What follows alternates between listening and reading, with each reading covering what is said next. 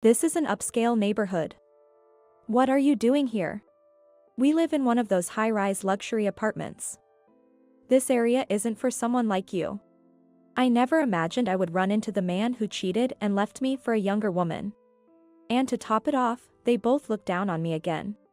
You're still as plain and poor-looking as ever. Oh, by the way, I make $100,000 a year. $100,000 a year? That must be tough. It was my husband who uttered those unexpected words. My name is Sarah. I'm 28 and work for a company that deals in ceramics. It all started when I stopped by a pottery market, a favorite of my mom's, during a family trip when I was in junior high. And now, it has even become my career. While I'm happy to be able to work with something I love, I sometimes think it wouldn't be so bad to remain single forever.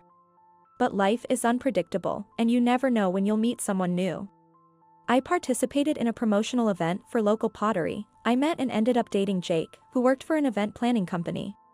You always respect my work because you know how passionate I am about it. With you, I feel like I can build a secure home. He used to say that, and since I had no intention of quitting my job, I thought we could make it work even after getting married. Jake often had to travel for work because of the events, and he was busy even on weekends. I was in the same boat, sometimes having to work on weekends due to the kiln schedules. It was unavoidable that we couldn't meet on our days off or sometimes had to cancel plans at the last minute. Being too trusting, I was slow to realize. Jake started canceling plans more often due to work and wouldn't even show up for wedding planning meetings. Unlike before, he wouldn't answer his phone either. One day, after a meeting on the go, I was headed to the station. Across the street, on the opposite sidewalk, I spotted Jake. What a coincidence. I could go straight home today, and I wanted to have dinner with him after so long. Thinking this, I started running towards him as soon as the light turned green. Jake. Are you done with work? Can we go have dinner together? Huh. Next to Jake was a tall, beautiful woman with long legs, and they both turned around simultaneously. Moreover, the woman's arm was firmly linked with Jake's. Sarah. What are you doing here? What a coincidence. I was nearby for a work meeting, and it just ended. Are you still working, Jake? And who might this lady be? It clearly didn't look like he was working, but I asked calmly anyway. I knew his job involved interacting with many event companions and models. Ah, this is Monica, a model. Hello.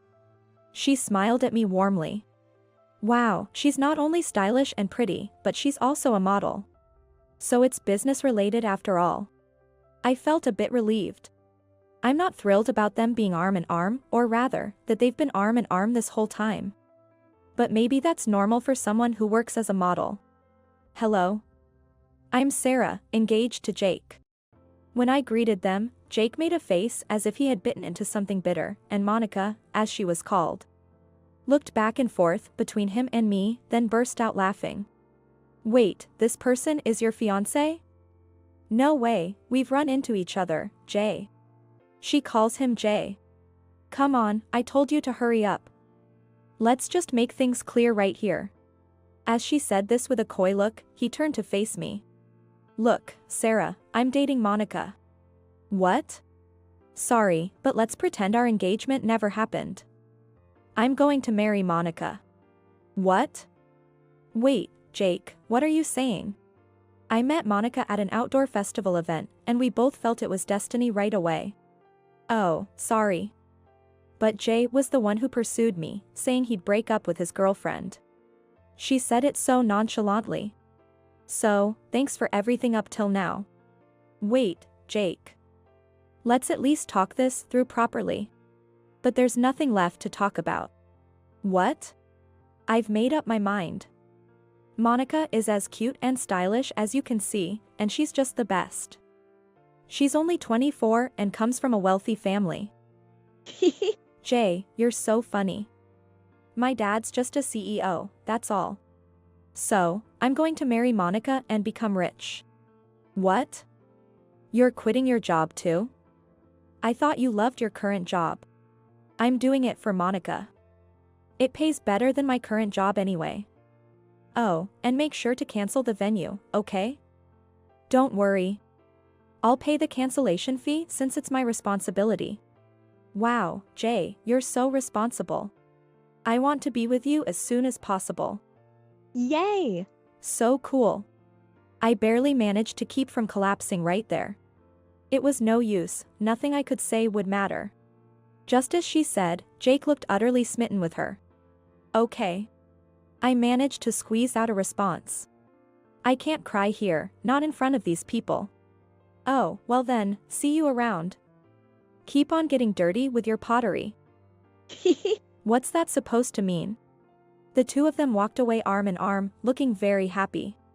2 years after breaking up with Jake, I turned 30 and was still completely devoted to my work. Now, I don't have any feelings left for that man. In fact, I consider myself lucky that I didn't have to deal with him cheating on me after marriage. Seeing the ceramics I designed come out of the kiln always lifted my spirits. And there was someone who noticed that. Luke, a craftsman at the kiln I've been working with for years, had been watching me. I had always thought his mind was filled only with ceramics. I was surprised when he asked me out to dinner and confessed to me on our 3rd date. I respected him as a craftsman, so I was genuinely pleased. But carrying the trauma from my past, I was hesitant to dive into a relationship. So I told him everything, holding nothing back. After all, I had announced my engagement at work and to the people at the kiln, so he knew about its dissolution. He listened quietly and then gave me his usual kind smile. That must have been tough for you. Yes. To be honest, I was shocked when I heard you were getting married. But it made sense that someone as wonderful as you would have a partner. And I blamed myself for not making a move sooner. What? It was an unexpected revelation. When you said your marriage was off, forcing a smile, I wanted to be there for you right away, but I thought you needed time. I just hoped that by immersing yourself in your work and continuing to create great pieces, you'd find your spirit again. You've been thinking about me for that long. And, believe it or not, I'm quite popular. Huh? Maybe it's because my grandfather is wealthy, but I've had my fair share of advances from very beautiful women, and I've dated a few. But I never felt a spark. I enjoy playing with clay much more. Sure. He wasn't bragging or joking, just speaking matter-of-factly with a serious expression. It's this kind of naturalness. I thought, and then he looked straight at me. Sarah, you're the first person I've ever wanted to make happy. While I felt a slight urge to laugh, my heart also warmed. With him, I felt it would be okay. Naturally, I found myself saying, I'm happy. Please take care of me. A year later, Luke and I got married. Everyone at the company and the kiln celebrated with us. Since we wanted to continue working, we decided to live in 2 places at the beginning of our marriage. One was his family home near the kiln. I had heard his grandfather was wealthy, but I was astonished to see such a mansion. We live in a section of that mansion. In the future, we plan to leave my job and live here full-time, working together at the kiln. The other was a condo we rented near my company in the city center. The condo is still not fully furnished, so today we visited a nearby interior shop. That's where an unexpected encounter awaited us. It wasn't a pleasant one. As we were looking at the sofas, we heard a voice from behind. Is that the plain Jane, Sarah, over there? Jake. It had been over 3 years, but I couldn't forget him. My ex-fiancé, Jake, was standing there. And with him was his model girlfriend, Monica. I knew they had gotten married as they had declared. It was because his model girlfriend was loudly broadcasting it on social media and in magazines. But somehow, Monica didn't look as pretty as before, her expression seemed harsher, or somehow different. Come to think of it, I hadn't seen her in the media recently. Jake was smirking, but his face lacked vitality. This is an upscale neighborhood. What are you doing here? Oh, do you need a permit to shop in an upscale neighborhood? Really? You don't live around here, do you? This store is expensive, not for someone like you. Yeah, you're still as plain and poor-looking as ever. You love the color of soil, huh? I didn't expect an apology for the past, but I was fed up with his condescending attitude. Exactly. If someone as unfashionable as you comes in, it lowers the store's class. People might think we're poor too. We came all the way from our place, just around the corner in that famous high-rise. And we're on the 25th floor. I was irritated by their unsolicited boasting, but engaging with them would be a waste of time. I remained silent. My silence seemed to irk Jake further, as he continued to provoke. You're still going on about loving ceramics and dressed like you're broke. Oh, by the way, I make a cool $100,000 a year. And he's working as my stay-at-home husband now. He even moved to that high-rise for me. $100,000 a year? That must be tough. What? The sudden comment came from Luke. Even I was surprised and echoed the sentiment, aligning with these unpleasant folks. It's just a bit concerning, living in someone else's house. Hey, who is this guy? Jake noticed my husband and asked. Nice to meet you, I'm Luke. It seems Sarah used to be under your care. The two of them looked surprised for a moment but then laughed dismissively while sizing up my husband. Wow, you managed to get married? Well, you're a good match for each other, both so plain. Really, he seems so out of it. Didn't even notice him there. What's with the "that must be tough" just now? Jake glared at my husband. Well, you live on the 25th floor of that high-rise, and you make $100,000 a year, right? Yeah, I make $100,000. Jake puffed up with pride. And with all those brand name items you wear, I can't help but worry, even though it's none of my business. Ah. A poor person trying to make a dig, how pathetic. Unfortunately for you, we're not struggling at all. Is that so? But your wife doesn't look too well, is everything alright? What? Hey, Monica, what's wrong? It's nothing, really. Can't relate to making $100,000, huh? How much do you make? $10 an hour. No, it's not about hourly wages, I don't work in an office, I'm at home. Wow, unemployed, huh? Knew it, you're just being used for your money. Wait, that's not. Please don't disrespect my dear Sarah. Gotta defend yourself as a leech, huh? Oh god, he called her my dear Sarah, what a weirdo. They continued to look down on us, completely misunderstanding the situation. Sarah, let's go. It's troublesome to deal with these hopeless people. Yeah, let's hurry. My husband took my hand, and we left the place. Sour grapes. Don't come back. Don't pretend to be a local around here. But, we do live in the presidential tower, you know. When my husband responded, the two of them burst into laughter. Trying to lie when you're upset, but it's such an obvious lie. It's super famous, anyone knows the name. The most expensive around here, no way you could live there. Ignoring their laughter, we walked away. I can't believe we ran into them here. I'm really sorry, Luke. As we walked, I apologized. I should be the one apologizing. It was rude of me to bring up money on our first meeting. It was inappropriate. Ha! I almost laughed out loud at my husband's serious response. Clearly, they were the rude ones. But they live in that tower nearby. It would be awful to run into them again. Our condo is also near here. Their tower was one of our options, but I'm so glad we didn't end up choosing the same place. My husband responded. Don't worry, they'll be gone soon. What do you mean? Isn't that lady's family wealthy? Do you know her name? Huh. I was confused by what my husband meant, staring at him blankly. A few days later. As my husband and I were about to leave through the entrance, we suddenly heard a voice. There you are. Wow, you really do live here. Jake and his wife appeared in front of us, making me wide-eyed. Why are you here? Please, help us. What? We're being kicked out of that high-rise. Oh. Why is that? Well, because of rent arrears. You haven't been paying your rent? Well, that's understandable then. It really had nothing to do with us.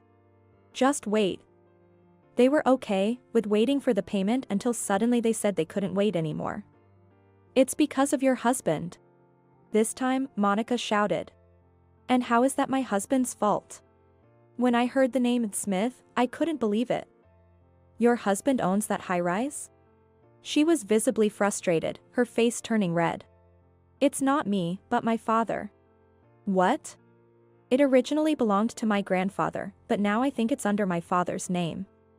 Well, it doesn't really matter either way. The management company said if there's no further payment, they'll start eviction proceedings. That's only natural. It's not a charity. But that's why I said it must be tough with a $100,000 salary. What do you mean by that? Jake shouted. With a $100,000 income, a couple should be able to live quite comfortably. But the rent for the 25th floor there is $5,000 a month, right? Surely you didn't forget to account for taxes. Huh? And on top of that, living a life filled with branded luxuries. It would be strange if you weren't struggling. Monica, you were the one who wanted to live there. When did the rent even start falling behind? But the social circle in the high floors of that high-rise. There are luxury lunches, spas. You need to have nice bags and jewelry or you won't be taken seriously. You don't have to associate with such people, you know. Why? Is keeping up appearances so important that you'd go into debt for it? What debt? Jake raised his voice in shock. He seemed utterly surprised. Did he not know? You're telling me we're behind on rent and in debt. That's why it's tough to be at the top, even in the fashion world. I can't be seen in shabby clothes as a model. You hardly have any modeling jobs left, do you? So that's it. No wonder I hadn't seen her around lately. It seems like a tough industry, always bringing in younger and newer faces one after another. As I murmured, Monica glared at me with a fierce look. Shut up, you plain Jane. Damn it, what's with you? You said you'd handle the finances, and now you haven't even paid the rent. Jake confronted Monica. But her family is wealthy, right? You always boasted about that. Why not ask them for help? I offered a deliberately, or rather kindly, helping hand. But Sarah, her family's business has been struggling since last year, and they're not as well off. What? Wait. So, that must be why they couldn't pay the rent anymore. They must have been relying on her family's support until then. Wait. How do you even know about my dad's company? Because my grandfather is the chairman of the Smith Group. What? Oh, the Smith Group. A genuine tycoon. Jake muttered in disbelief. Your father's company used to do business with us, but there's no connection anymore. My husband continued matter-of-factly. My grandfather owns many apartments, both domestically and internationally. Then you should have said that when we met the other day. We don't brag about such things, it's unseemly. What? Are you trying to mock me? I didn't intend to, but it seems it turned out that way. It's so annoying. Sorry about that. Just don't apologize. It was like a comedy sketch. As I nearly laughed at their rapid exchange, Monica snapped at me. But that's not your money, is it? In the end, you're just living off your grandfather's wealth. I set her straight. Luke is a renowned ceramic artist. Huh? There are customers who wait months for his work. At the same time, we're making affordable items at the kiln for everyone. And our online sales always sell out. My husband has never relied on his grandfather's money. Don't lump him in with you. If we ever need help, we've been told they'd assist us. After a chuckle, my husband looked back at Jake and Monica with a serious expression. Normally, after 3 months of unpaid rent, the contract can be terminated and eviction proceedings started. And if there's still no payment, eviction can be enforced within another 2 to 3 months. That high-rise contract states this clearly, doesn't it? Oh. They waited 5 months for you because they believed your wife's story. What story? She tearfully said her husband was sick and their income had dropped, asking for patience. Monica, what the hell are you doing? But that was a lie. In reality, there were debts from living lavishly. I've reported this to my father and grandfather. So why do you know about the debts? Jake was pale-faced, and Monica was almost in tears. We looked into it. My husband stated simply. I heard about the past from Sarah. But now we're happy, and meeting you again was just a coincidence. Then it's fine, isn't it? But what did you say to Sarah when you met her again? No apology, just disdain and insults. I couldn't forgive that. No way. And I was genuinely worried, hearing you lived in that high-rise on a $100,000 salary. No. Actually, it's good that you found out about the debt before it got any worse. Jake and Monica were left speechless by my husband's bright smile. Wait, what's with this quirky air? I couldn't help but be impressed by his way with words. It's not sarcasm, he's just stating it as it is. Whether it's because he was born into such wealth or it's just his personality, I'm not entirely sure. Probably the latter, though. Hey, Sarah, help me out, I'll apologize. Yeah, you can fix this if you ask, right? Wow, suddenly they're changing their tune. I must decline. I mimicked my husband's smile. But mine was more mischievous than natural. I don't have anything to do with your debt. That's right. Let's go, Sarah. Wait, please. Don't just cut us off with a smile. Ignoring their desperate cries, I started walking hand in hand with my husband. Eventually, Jake and Monica were, of course, evicted from the high-rise. Monica's father ended up paying the overdue rent, but in return, she was disowned. Her family's business was in a precarious situation, and Jake's income as their son-in-law had also decreased. Despite this, her parents were furious at her for squandering money just for show and told her she couldn't step foot in their house until she repaid the debts, including the ones she made them cover. Jake, completely fed up with her, seemed to be considering divorce. But if he had indulged her and left the finances entirely in her hands, wasn't it partly his own fault? Monica had taken loans from dubious sources without her parents or Jake knowing, and now she was being chased by intimidating debt collectors. Meanwhile, my husband and I are discussing the next designs at the kiln for our new dinnerware series, which has been well received. Items that families can use together, those that couples can share, and pieces for one's personal relaxation time. We want to gradually expand our range to cater to the different lifestyles. Sarah, could you take a look at these colors and tell me which one you prefer? Sure. Someday, if we have children, I want our family to enjoy meals together using the dinnerware my husband has made. Today, like every day, we're surrounded by the scent of earth in our beloved workshop.